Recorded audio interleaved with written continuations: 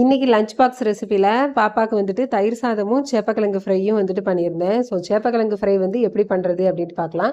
First வந்து சேப்பக்கிழங்கு இந்த மாதிரி வந்துட்டு நம்ம வேக வச்சு வந்து எடுத்து வச்சுக்கிடணும். அதுக்கப்புறமா வந்து இஞ்சி பூண்டு பேஸ்ட்டு நான் வந்து ரெடி பண்ணி வச்சுக்கிட்டேன். ஸோ இந்த மாதிரி வந்துட்டு சேப்பக்கிழங்கு வந்து தொலியெல்லாம் உரிச்சதுக்கு அப்புறமா சின்ன சின்னதாக வந்து இந்த மாதிரி கட் பண்ணிவிட்டு அது மேலே வந்துட்டு நம்ம உப்பு, அப்புறம் வந்து மஞ்சள் தூள், அப்புறம் இஞ்சி பூண்டு பேஸ்ட்டு சேர்த்து மெதுவாக வந்து இந்த மாதிரி கலந்து விட்டுக்கோங்க. அதுக்கப்புறம் இந்த கிழங்கை வந்து இப்போ ஃபஸ்ட்டு வந்து ஃப்ரை பண்ணி எடுத்துக்கலாம். ஸோ இது வந்துட்டு ரொம்ப விழுவிழுப்பாக இருக்கும். ஸோ இந்த மாதிரி ஃப்ரை பண்ணி நம்ம எடுக்கும்போது பார்த்தீங்கன்னா அந்த விழுவிழுப்பு வந்து ரொம்ப வந்துட்டு இருக்காது. ஸோ குழந்தைங்களுக்கும் வந்து விரும்பி வந்து சாப்பிடுவாங்க. கிழங்கெல்லாம் வந்து நம்ம ஃப்ரை பண்ணி எடுத்ததுக்கப்புறம் அதே கடாயில் வந்துட்டு கொஞ்சம் கருவேப்பிலை போட்டதுக்கப்புறமா மசால் பொடி பார்த்தீங்கன்னா எல்லாமே நான் வந்து சேர்த்துருக்குறேன். அந்த மஞ்சள்தூள், மிளகாத்தூள், மல்லித்தூள், அப்புறம் வந்து கரம் மசாலா, சிக்கன் மசாலா மட்டும் எக்ஸ்ட்ராவாக வந்து கொஞ்சம் ஆட் பண்ணிக்கிட்டேன்.